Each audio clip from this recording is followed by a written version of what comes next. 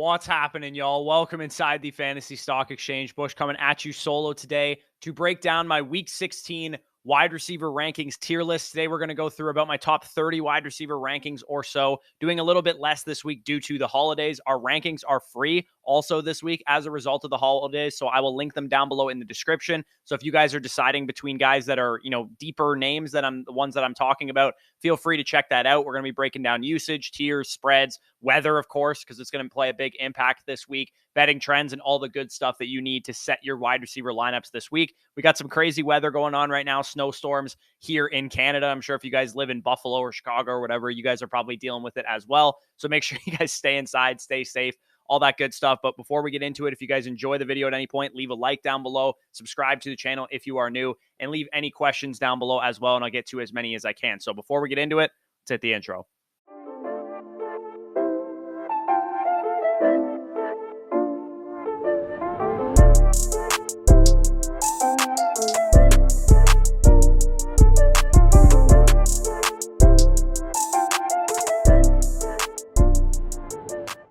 Now, before we get into it, just a reminder that our Underdog Fantasy giveaway does end on Sunday. All you have to do to enter is sign up and deposit using promo code FSE on Underdog Fantasy, and 5 winners of $50 on-site credit will be rewarded on Christmas Day. Plus, you also get 100% back on whatever you put in. So if you want to go to Underdog Fantasy, put in $10, you'll have $20 on the site to play with. Plus, because we're a small YouTube channel, you got a very good chance of winning one of those 5 free $50 credits. Contest ends Christmas Day. Like I said, link down below in the pinned comment for more details, and definitely check that out when you get a chance. Now let's get into the wide receiver matchups. You guys can see the matchup chart on the screen. Demarcus Robinson with one of the easier matchups, but of course, I don't think anybody's going to be starting him. Garrett Wilson, Elijah Moore had an easy matchup on Thursday, but it was terrible weather, so obviously it didn't come to fruition. Plus, Zach Wilson and some of the other dudes that I don't even remember the guy's name. Strevler, the guy that started on Thursday night, definitely didn't impact the game too well. Darius Slayton, Deontay Johnson, DJ Moore with some easy matchups, and then Van Jefferson, Christian Kirk, CeeDee Lamb, and Michael Gallup, Jamar Chase and T. Higgins, Keenan Allen, and Mike Williams with some tougher matchups this week. So let me get into the weather because I did kind of tease it at the top. I'm going full meteorologist mode in today's video. We're going to break down all the impacted weather games, talk about whether you should be concerned, whether you should downgrade these players, or whether you should not be concerned. So these are the games on the screen right now that are expected to be impacted by weather in some way. The games that I have listed in red here, you got to downgrade these players, and I would say sit some of the players altogether that are involved. The orange game, which is the Steelers and Raiders game, just, temper expectations a little bit. And then the games in yellow, we have some weather conditions, but they're not necessarily a huge concern. So the Bears and the Bills game definitely has some big-time weather implications. We got 20 to 40 mile per hour winds, blowing snow.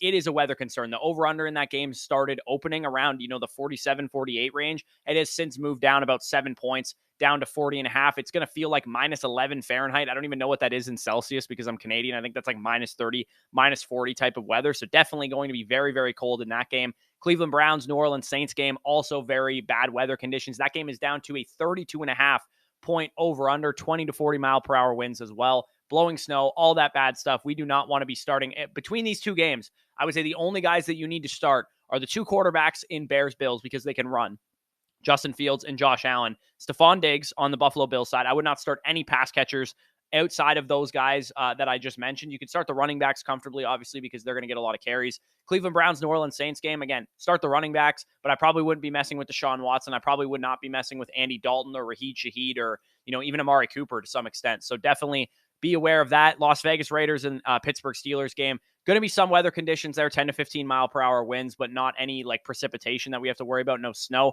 Just keep an eye on some of these Vegas lines, see how they move, and pay attention to that stuff. The rest of the games in yellow there, just listed, the temperature, game time temperature that we're expecting, some of the wind conditions, but overall not overly concerning. So a couple of shadow matchups before we get into the actual wide receiver rankings to keep in mind. Carlton Davis is expected to shadow DeAndre Hopkins. He actually shadowed him once before back in 2019 when D-Hop was with the Texans, and he held him to 23 yards. So definitely something to keep in mind. It was also during fantasy semifinals week as well.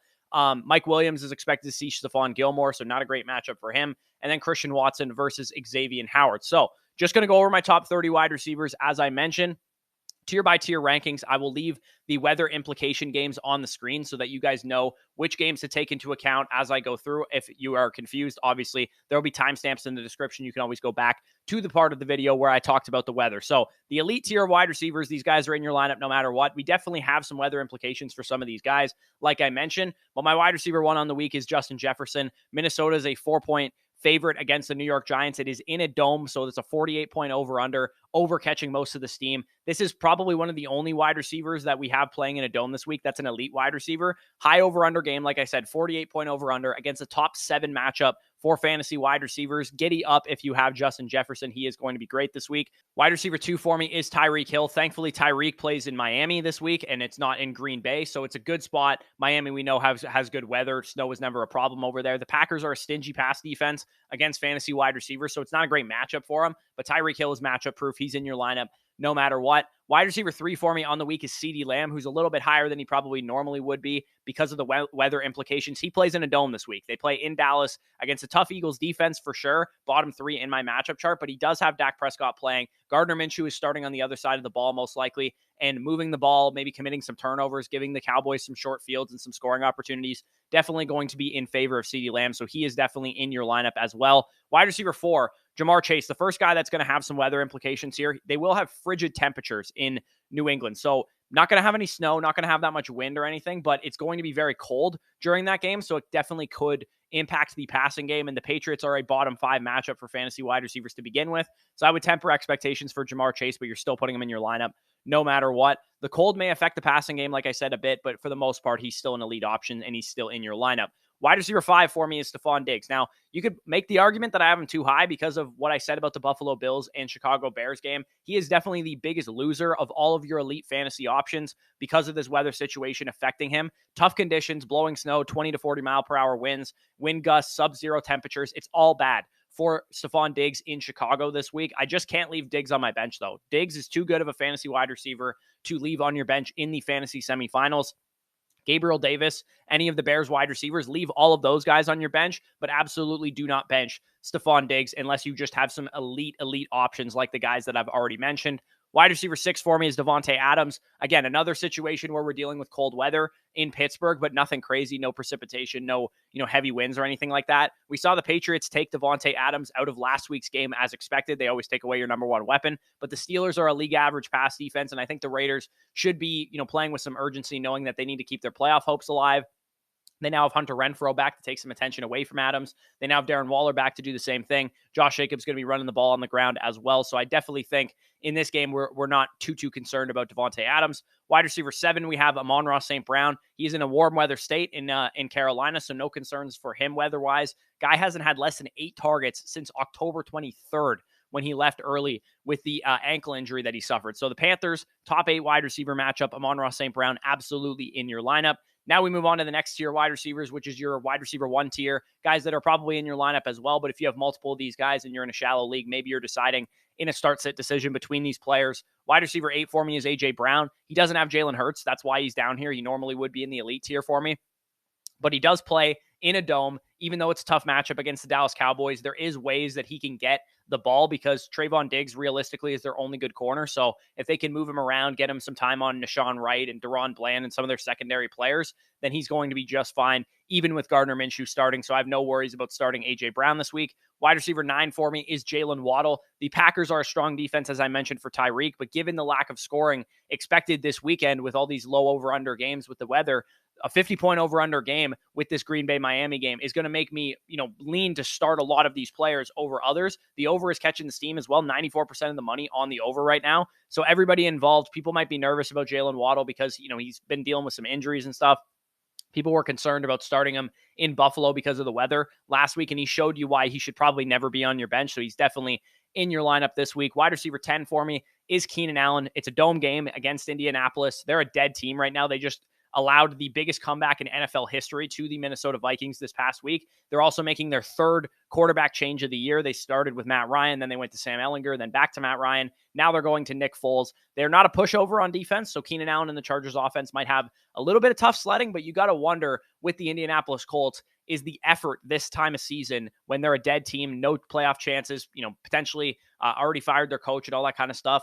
What is Keenan Allen's upside if they are playing at their high level? That's the question we got to ask. But Keenan Allen should be in a good spot knowing that this Colts defense is a dead team. With Mike Williams also seeing shadow coverage from Stephon Gilmore, I think Keenan Allen has a chance to catch, 7, 8, 9, 10 passes in this game if Mike Williams is locked up. Wide receiver 11, we have Chris Godwin. Finally, the Bucs play against a team that's worse on offense than the Bucs are, because some of the biggest problems for the Tampa Bay Buccaneers has been their ability to generate offense, get yards, get points. But if Arizona has a hard time moving the ball, which they will with Colt McCoy, they might get some turnovers, they might get some short fields and some scoring opportunities. The Bucs defense is also starting to get a little bit healthier as well, with Winfield potentially coming back this week. Tristan Wirfs could be coming back on the offensive line at right tackle, which is obviously a big help for Tom Brady, knowing that, any game that he's seen a lot of pressure in is the games that he's played poorly in. And Tristan Wirfs is his best offensive lineman, probably the best player so far this season on the Bucs offense, the only Bucs player that made the Pro Bowl this year. So Tristan Wirfs definitely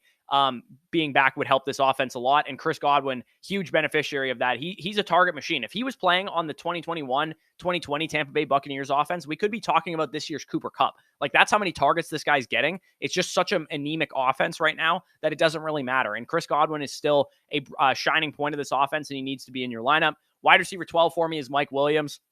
Like I said, tough matchup against Stephon Gilmore in shadow coverage. He's allowing just a 62% catch percentage and has a near 80 PFF grade right now. But like I said with Keenan Allen, this is a dead team. Chargers are fighting for a playoff seeding and a berth in the dance. This could be a blowout if the Colts show up and, don't really want to play this game, which if I was the Colts, I probably wouldn't want to at this point in the season. Wide receiver 13 for me is DeAndre Hopkins. DeAndre Hopkins versus Carlton Davis seems like an easy matchup for DeAndre Hopkins, but Carlton is a very physical corner. He can match the strengths of DeAndre Hopkins as a wide receiver. And last time these two guys faced off, like I said, 5 catches for 23 yards back in 2019 in a shadow coverage matchup during the first round of the fantasy playoffs as well in 2019 when he was a member of the Texans. So definitely not a great matchup for DeAndre Hopkins, but he's still in your lineup nonetheless. So moving on to the wide receiver 2s tier, we have Mike Evans, T. Higgins, DK Metcalf, and company there. Mike Evans, the first guy this tier, wide receiver 14 for me. Cardinals are allowing explosive plays at a high rate, and they're allowing 11 touchdowns so far this year